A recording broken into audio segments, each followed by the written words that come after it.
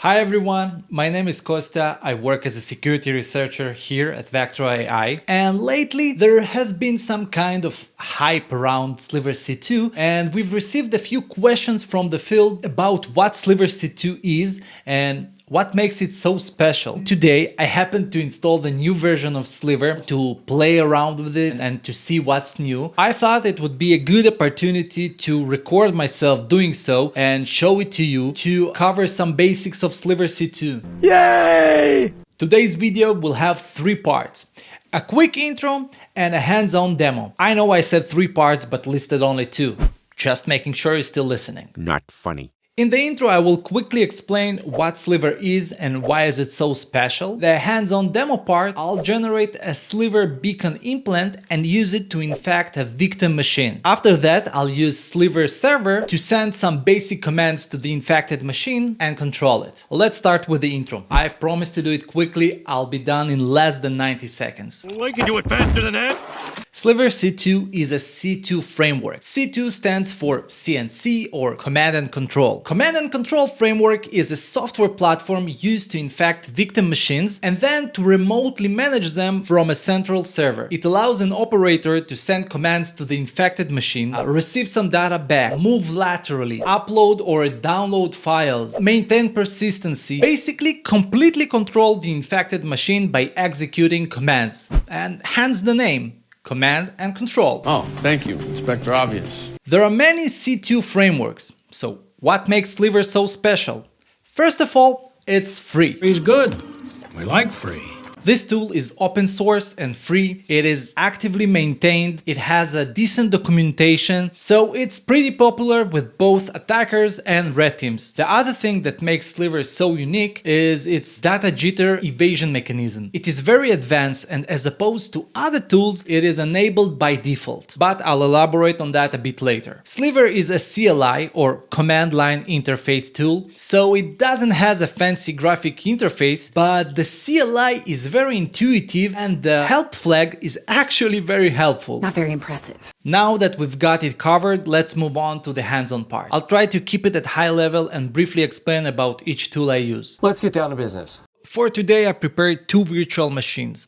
As you can see, the machine on the left side is a Kali machine, which will be used as the attacker machine, and the Sliver C2 is deployed on that machine. On the right side, we have a Windows virtual machine, which will be used as the victim. We're going to infect that machine with a Sliver implant and control it from the attacker machine, from the Kali machine. Let's start by running the Sliver server on the Kali machine.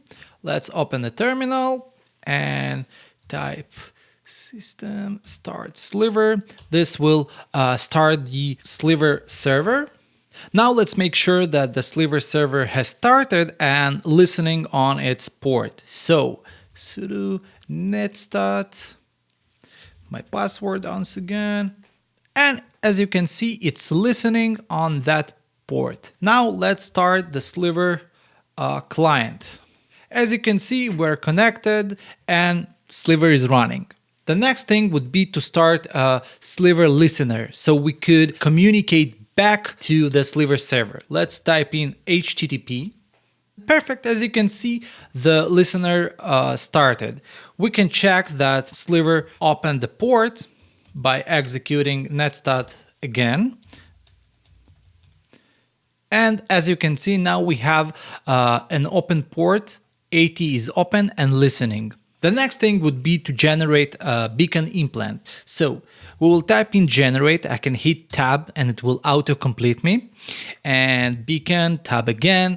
And as I told you before, Sliver has a very helpful help flag. So if I will type in help, it will give me all the available configuration and commands I can type in, and it can help me to type the command that I need to execute. Let's type generate again, beacon. Instead of help, we will type HTTP because we want that implant to communicate with our HTTP listener. And now we need to provide the domain or the IP of our server. I'm running an internal DNS server, so I configured a domain that I will use, which resolved to an internal IP. So it's not sliver.com.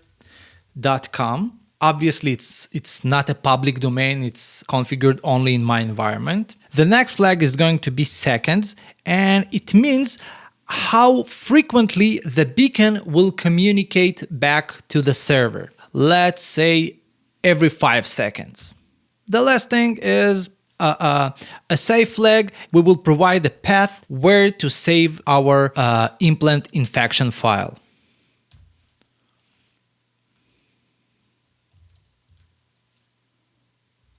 Okay, I have an error here. I should have used a seconds flag and not second. So let's fix that. Seconds, not sliver.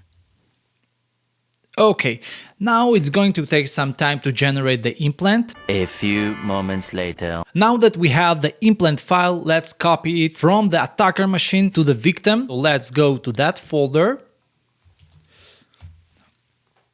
And let's run Python. It basically starts an HTTP server in that specific path over that port. Great. Let's open Chrome on that victim machine, not sliver.com, over port 8000. We can see the file. Yeah, I know it's insecure, but let's keep it. It's definitely not Sliver. He is lying.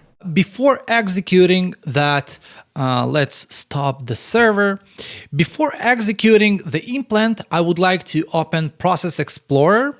It's a tool, it's like Task Manager on steroids. It gives you a list of all the running processes on that machine. It gives you their process ID and many other details about the running processes on that machine. I'm running that tool only for troubleshooting, so I could open it and make sure that Sliver or any other processes are running. Also, before running the implant, let's start Wireshark on the victim machine. Wireshark is a tool used by network administrators and network professionals to capture the traffic that comes into that machine and from that machine. Again, I'm running that only for troubleshooting, so I could see if for some reason Sliver will not communicate back to the server, I could troubleshoot in Wireshark and make sure what's happening or what the problem is. Now let's open the downloads folder and let's try to infect the machine with Sliver. Again, definitely safe. You can run it. Let's see. Oh, and we have a new beacon connection. As easy as that. Easy peasy, lemon squeezy. Let's start by running Who Am I? Oh, first of all, I need to use the use command in order to provide Sliver the information with which beacon I want to communicate. Let's type in use. Okay, we have that. I just hit tab and I can see that it auto completes the available beacon sessions that I have here. Let's use that. And now I'm within the context of my specific beacon. Now I can type who am I? We will get both the host machine and the username. We see this is the host name and this is the username. Let's type another command. Let's try if config. It's a Linux version of ipconfig, which provides you the information about the network interfaces on the victim. And we can see the network interface name. We can see the IP. We can see the MAC address. Now let's try another command. Let's try PS, which stands for process status. It's just listing all the running processes on the victim machine. Oh, that looks bad.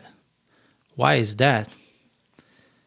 That wasn't like that before. I guess it's some kind of bug on the new version. Okay, let's try to get the same information, but with a Windows internal command, which is task list. So let's run execute and let's try task list.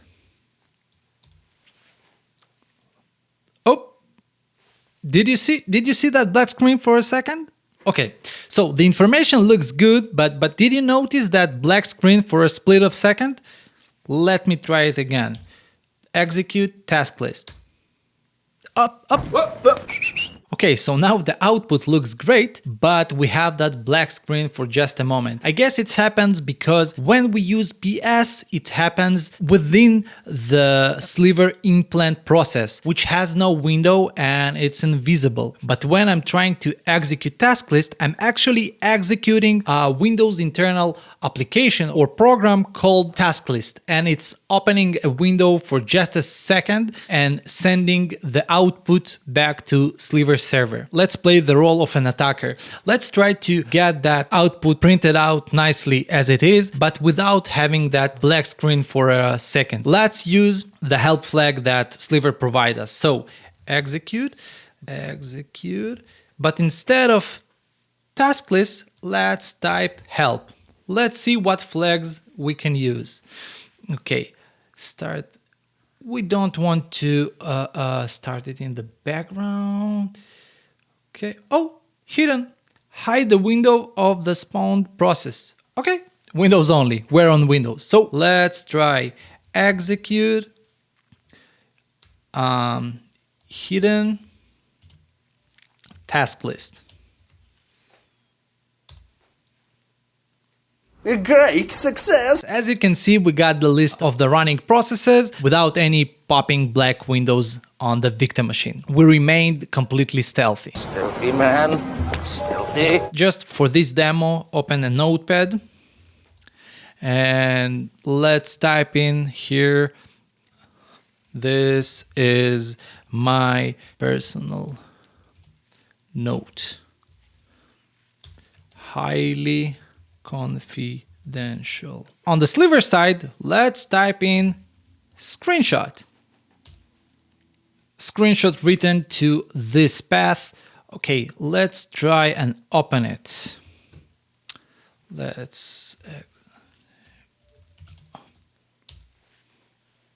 As you can see, the Sliver implant took a screenshot of the victim machine and sent it back to the server. Okay, I have another idea for this demo.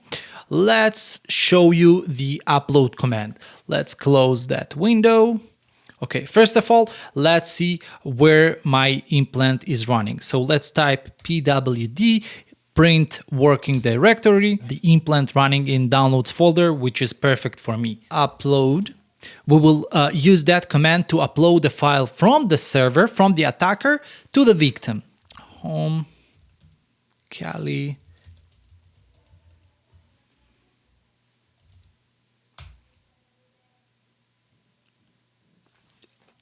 We have now a file in our downloads. Obviously, if I was a real attacker, I would write that to a hidden folder or somewhere that is not noticeable to the victim. Let's close that window on the victim machine. And now that I've uploaded that tool to the victim, let's try and execute it. Execute.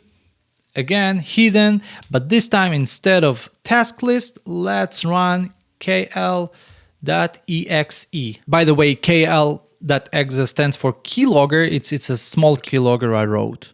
Okay, let's check Process Explorer and make sure that our tool is running. Yep, our tool is running. Now, let's say that the victim trying to open its Chrome and log in somewhere. Let's search for simple login form. Let's use the login form of that website, which teaches you how to code, and log in. And we have a login form here. Username, my email at email.com. Let's hit tab, move to the password field, my super.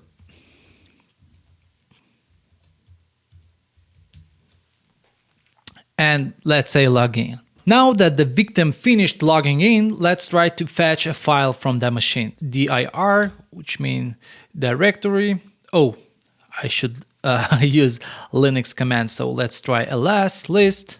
And we can see 4 files in that folder. Desktop, keylog.txt, and the other exe files that we used before. Let's type download and provide this file name and hit enter. We can see that the file was written here. Let's try to print out the content of that file to the terminal. We can see all victims' keystroke in that file. The victim opened a new tab in Google Chrome. He typed in simple login form, enter, and then the tab name changed to how to create a login form. We can see it here, how to create a login form, the username that he used, tab, and his secret password. I'm not trying to scare you or bomb you with FUD tactics. I'm just trying to improve your awareness and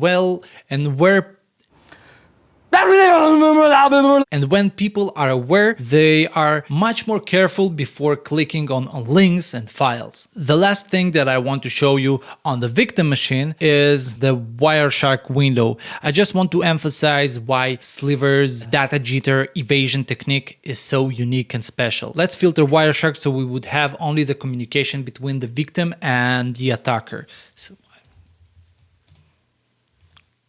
Okay, let's use the IO graphs.